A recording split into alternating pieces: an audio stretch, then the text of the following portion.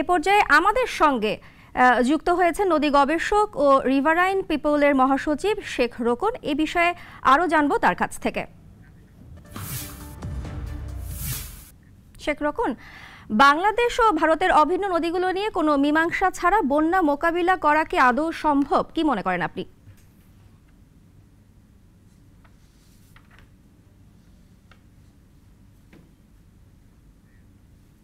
রোকন, আপনি কি শুনতে পাচ্ছেন আমাকে?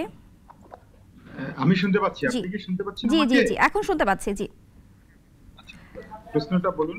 জি জি, আমি আবার কোশ্চেনটা করছি যে বাংলাদেশ ও ভারতের অভিন্ন নদীগুলো নিয়ে মীমাংসা করা কি আদৌ সম্ভব?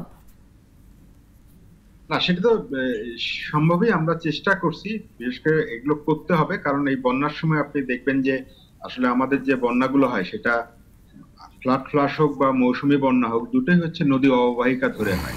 এবং আমাদের হিসাবে বাংলাদেশ ভারতের মধ্যে 123টা আন্তঃসীমান্ত নদী আছে। এর মধ্যে 54টা নদী আসলে আমরা দাপ্তরিকভাবে স্বীকৃত দুই দেশের মধ্যে, আর 69টা নদী এখনো স্বীকৃত না। আমরা যদি এই বন্যা মোকাবেলা করতে চাই কার্যকর ভাবে, তাহলে আমাদেরকে নদী অববাহিকাগুলোর দিকে নজর দিতেই হবে। কারণ বন্যা চলে আসে নদী অববাহিকা বেয়ে। আপনি যদি ফেনীর বন্যার দিকে খেয়াল করেন যে এটা মুহুরী নদী বেয়ে এসছে এবং সেখানে তাদের একটা ব্যারেজ আছে, সেটা দিয়ে পানিতে এসছে। এবং আপনি কুমিল্লার বন্যার কথা যদি বলেন তাহলে দেখবেন যে এটা গোমতী নদী দিয়ে আসছে, সেখানে তাদের ডম্বুর ব্যারেজ আছে। তো ফলে আমাদের বন্যা মোকাবিলার জন্য, দুর্যোগ মোকাবিলার জন্য, বিপর্যয় এড়ানোর জন্য আন্তঃসীমান্ত নদীগুলোর দিকে অতি অবশ্যই নজর দিতে হবে, এবং এইটা ছাড়া বন্যা মোকাবেলা করা যাবে না। কিন্তু যে জায়গাটা আমরা হতাশাজনক, যে আপনি দেখবেন গত 52 বছর ধরে, 53 বছর ধরে আমরা যে আলোচনা করেছি, 123টা নদীর মধ্যে মাত্র 3টা নদী নিয়ে আমাদের এখন চুক্তি আছে, গঙ্গা, ফেনী এবং কুশিয়ারা। আরো 120টা নদী নিয়ে আমাদের কোনো আইনি সমঝোতা নাই, কাঠামো নাই। ফলে এগুলো খুবই একটা আশঙ্কাজনক এবং নিরাপত্তাহীনতার মধ্যে আছে, যেটা করা উচিত। জনাব রোকন, আমি একটি প্রশ্ন আপনার কাছে জানতে চাই। সেটি হচ্ছে যে ভারত যদি বাংলাদেশের সাথে, যে ভারতের যে যৌথ নদী কমিশন রয়েছে এটি আমরা জানি, এবং সেই তাদের মধ্যে কিছু চুক্তিও রয়েছে, তারা যদি সঠিক তথ্যগুলো আমাদেরকে না দেয়, সেই যৌথ উদ্যোগ যদি কার্যকর না হয়, তাহলে আসলে বাংলাদেশ কোথায় যাবে? এটা আন্তর্জাতিক কোনো রক্ষা কবচ কি আছে সেটি নিয়ন্ত্রণ করার বা সেই জায়গাতে?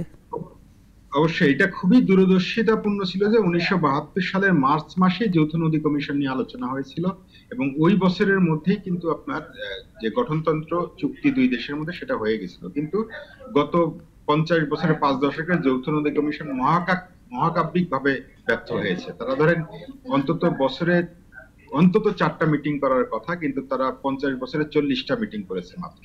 তো এই ক্ষেত্রে যখন দুই দেশের মধ্যে যৌথ ব্যবস্থাপনা কাজ করে না, তখন আন্তর্জাতিক রক্ষা কবচ দরকার হয়। আমাদের দুটো খুবই গুরুত্বপূর্ণ আন্তর্জাতিক রক্ষা কবচ আছে। একটা হচ্ছে জাতিসংঘ পানি প্রবাহ সনদ 1997, এইটার আওতায় আপনি হলো পূর্বাভাস জানাতে হবে ভাটির দেশকে। তাদেরকে যদি কোনো ক্ষয়ক্ষতি হয়, সেটা না হয় এই ব্যবস্থা নিতে হবে, আর ক্ষয়ক্ষতি হলে সেটার ক্ষতিপূরণ দাবি করতে পারবে। এরকম একটা ভাটির দেশের জন্য খুবই উপযুক্ত রক্ষা কবচ। সেটা আমরা 97 সালে স্বাক্ষর করেছি জাতিসংঘে, কিন্তু অনুস্বাক্ষর করিনি, মানে রেটিফাই করিনি। সংসদে এটা পাশ করাতে হয়, সেটা করিনি। আরেকটা আছে পানি কনভেনশন 1992, সেটা 2015 সাল পর্যন্ত এটা শুধু ইউরোপের দেশগুলোর জন্য ছিল, কিন্তু এখন এটা বৈশ্বিকভাবে খোলা আছে। বাংলাদেশ চাইলে এটা স্বাক্ষর করতে পারে, অনুস্বাক্ষর করতে পারে। সেখানে আমার মনে হয় যে এই দুটো আন্তর্জাতিক রক্ষা কবচ যদি আমরা করতে পারি, বাংলাদেশ যদি স্বাক্ষর করে, তার মানে ভালো একটি সুযোগ রয়েছে আমাদের জন্য এই নদীর বিষয়ে। এই সুযোগটা অনেকদিন ধরে আছে, 97 সাল থেকেই আছে, কিন্তু দুর্ভাগ্যবশত আমাদের রাজনৈতিক সরকারগুলো এটা কখনোই আগায় নেয়নি সামনে। আপনি জানেন কি কারণে নেয় নাই, এটা হয়তো চাপ থেকে আনতে। জনাব রোকন, আরেকটা বিষয় জানতে চাইবো যে বাংলাদেশে প্রায় সব এলাকায় নদী, খাল, জলাভূমি দখলদারদের সংখ্যা প্রায় 11,000-এর বেশি। প্রশ্ন হচ্ছে, আমরা যদি নদ নদী, খাল, বিল দখল করে থাকি এবং স্থাপনা তৈরি করি, তাহলে বন্যা প্রতিরোধ কতটুকুন সম্ভব? এটা একেবারে আপনাকে একটু জাস্ট বলি যে এই যে 11,000 দখলদার, এটা কিন্তু সারা দেশে না, এটা শুধুমাত্র নোয়াখালী, কুমিল্লা এবং ফেনী, মানে 3টা জেলাতেই। শুনতে পাচ্ছি আমরা।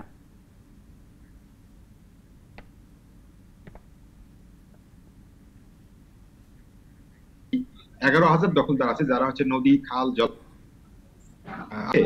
জি, আমি শুনতে পাচ্ছি, মাঝে কেটে গিয়েছিল। জি, এখন জনাব কি শোনা রোকন, আমি যাচ্ছে? জনাব রোকন, আমি সর্বশেষ আপনার কাছে একটি বিষয় জানতে চাই যে সম্প্রতি নিশ্চয়ই আপনিও জানেন যে এটি নিয়ে খুব আলোচনা হচ্ছে যে ফারাক্কা বাঁধ খুলে দেওয়া নিয়ে, এবং এটি নিয়ে অনেক আলোচনা হচ্ছে যে অনেক যে ফারাক্কা বাঁধ খুলে দিলে যে সমস্ত এলাকায় বন্যা হতে পারে তারা সচেষ্ট হচ্ছে, তারা সচেতন হচ্ছে। আসলে আপনার কাছে কি মনে হয় ফারাক্কা বাঁধ খুলে দেওয়ার কারণে কি বন্যা পরিস্থিতি অবনতি হওয়ার কোনো কারণ রয়েছে কিনা?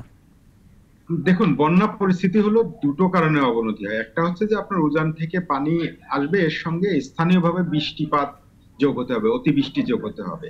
এখন যেহেতু গঙ্গা অববাহিকায় কোনো অতিবৃষ্টি নাই, তো ফলে আমার মনে হয় না যে ফারাক্কা বাঁধ খুলে দেওয়ার পরে বন্যা পরিস্থিতির তৈরি হবে বা অবনতি হবে। যেটা হতে পারে যে আপনি জানেন যে গঙ্গার মধ্যে চর আছে অনেকগুলো, মানে নদীর মাঝখানে বাড়ি ঘর জনপদ আছে, সেগুলোতে অবশ্যই পানি উঠবে। গঙ্গা, যমুনা, তিস্তার ক্ষেত্রে যেটা ঘটে সেইটা ঘটবে, কিন্তু অববাহিকা জুড়ে বন্যা, ধরেন চাঁপাইনবাবগঞ্জ, রাজশাহী, পাবনা, রাজবাড়ী, কুষ্টিয়া, এগুলোতে সিরাজগঞ্জ। বন্যা এই মুহূর্তে আমি কোনো আশঙ্কা দেখি না। জি তবে চরের মধ্যে পানি উঠবে। জি, শেখ রোকন, আপনাকে অসংখ্য ধন্যবাদ আমাদের সাথে যুক্ত হবার জন্য।